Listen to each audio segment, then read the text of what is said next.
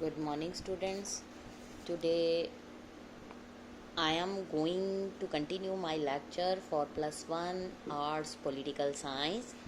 The name of the chapter is Nationalism. Now let us start with the topic introducing nationalism. If we were to take a quick poll of what people commonly understand by the term nationalism, we are likely to get responses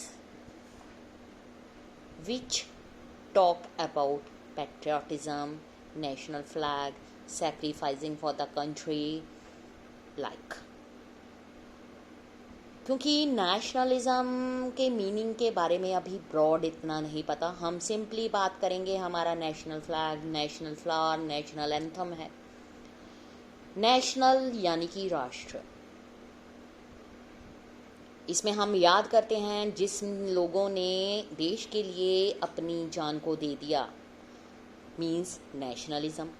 Republic day parade in Delhi is a striking symbol of India nationalism.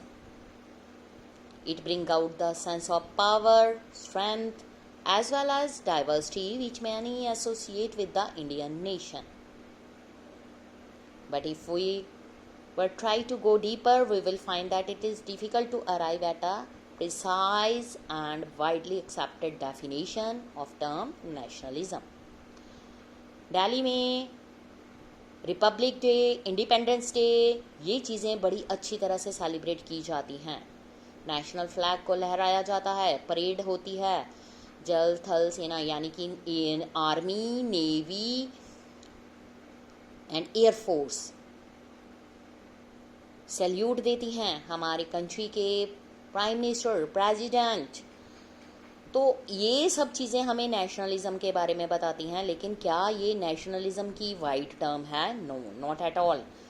Nationalism जो है needs to be studied because it plays such an important role in world affairs also. During the last 2 centuries or more, nationalism जो है has emerged as one of the most compelling of political traits, which has helped to shape the history.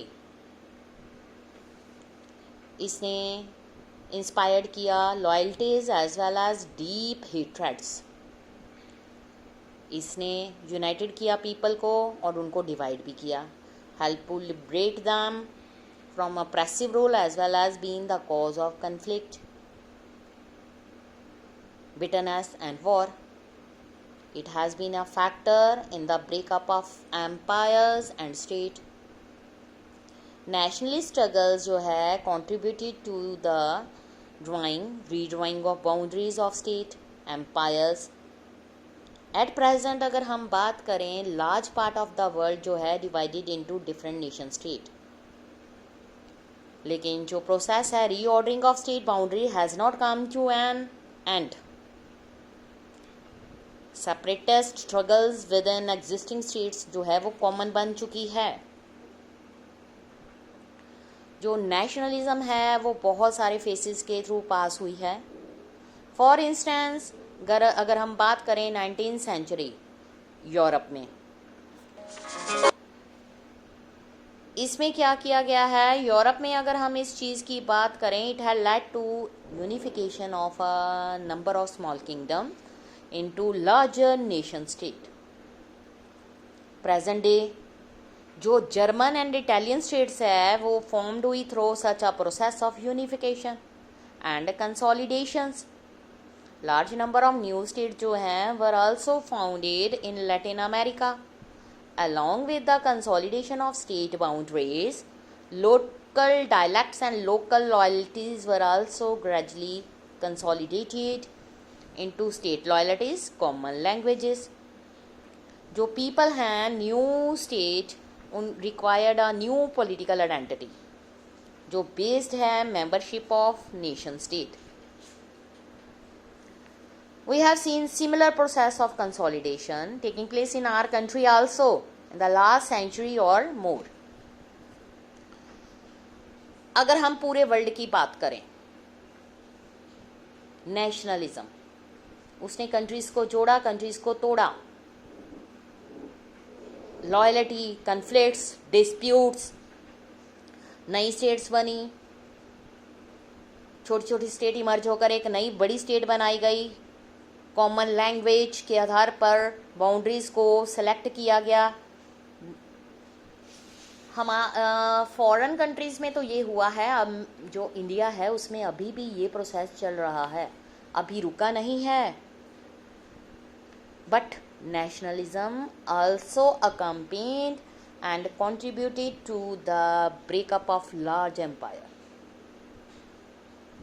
यानी कि कई nationalism की कहानी ऐसी है कि जिसमें हमें पता चलता है लार्ज एम्पायर छोटे छोटे पार्ट्स में डिवाइड हो गया, like Austro Hungarian and Russia empire.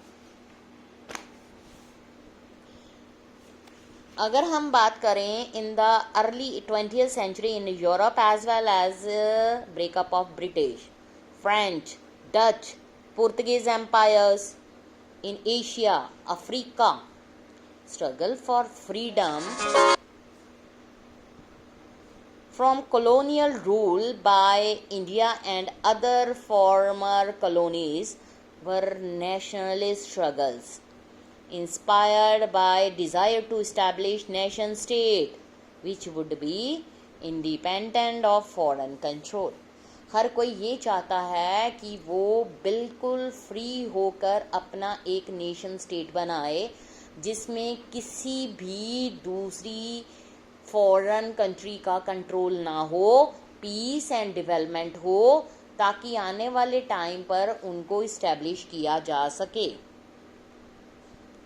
जो प्रोसेस था redrawing state boundaries continued to take place since 1960। even apparently stable nation states जो है have been confronted by nationalist demand put forward by groups or regions, and these may include demand for separate statehood। Today, many parts of the world we witness nationalist struggles that threaten to divide existing state। Chapters हमने पढ़े हुए हैं 9th और 10th में, French revolution, nationalism in Europe, rationalism in Russia, nationalism in India. जो ये separatist movements हैं develop among क्यूबॉकिस in Canada, wastes in northern Spain, curds in Turkey, Iraq, Tamils in Sri Lanka among others. जो language है nationalism की उसको इसलिए भी use किया जाता है ग्रुप्स ऑफ इंडिया में ताकि उनकी डिफरेंट स्टेट बनाई जा सके। फॉर एग्ज़ाम्पल पंजाब में पंजाबी बोलने वालों के लिए पंजाब स्टेट बना दी गई, इसी तरह से अलग अलग लैंग्वेज बोलने वालों के लिए डिफरेंट स्टेट बना दी गई। इस टाइम इंडिया में टोटल 28 स्टेट बन चुकी हैं लैंग्वेज के आधार पर, लेकिन अभी भी डिवीज़न रुकी नहीं है। हर कोई चाहता है कि उनकी लैंग्वेज के आधार पर उनकी डिफरेंट स्टेट्स बनाई जाए। अरब नेशनलिज्म टुडे अगर हम बात करें, hope to unite Arab countries in a pan Arab union but separate movements like the Basque Kurd struggle to divide existing states. We may all agree that nationalism is a powerful force in world even today, but it is very difficult to arrive at agreement regarding the definition of terms like nation or nationalism। What is a nation? Why do people form nation, and to what do nations aspire? Why are people ready to sacrifice even the die for their nation? Why and in what way are claims to nationhood linked the claims to statehood? Do nations have a right to statehood or nation self-determination, or can the claims of nationalism be met without conceding separate statehood? In this chapter, we will explore some of these issues। In this age ये cartoon हमें क्या express कर रहा है? ये बता रहा है कि in this age of globalisation जो वर्ल्ड है श्रिंक हो रहा है, we are living in a global village, nations are irrelevant. That is not the case. Nationalism is still relevant. You can see this when Indian teams go out to play cricket, or when you discover that Indians living abroad still watch Bollywood films. Nationalism की भावना अभी ख़त्म नहीं हुई, चाहे हम यहाँ रह रहे हैं चाहे अब्रॉड रह रहे हैं. रशिया में हमारी कंट्री की बनी हुई हिंदी फिल्मों को बहुत अच्छे से देखा जाता है. यहाँ के हीरो हीरोइन वहाँ पर बहुत ज़्यादा फेमस हो चुके हैं, चाहे उन लोगों को हमारी लैंग्वेज नहीं आती, लेकिन फिर भी अपनी लैंग्वेज के अकॉर्डिंग वो हमारे गानों को गुनगुनाते हैं. नेशनलिज्म इस तरह से सेपरेट नहीं की जा सकती. इसका ब्रॉड मीनिंग हम अपने टॉपिक में सर्च करेंगे. Thank you students.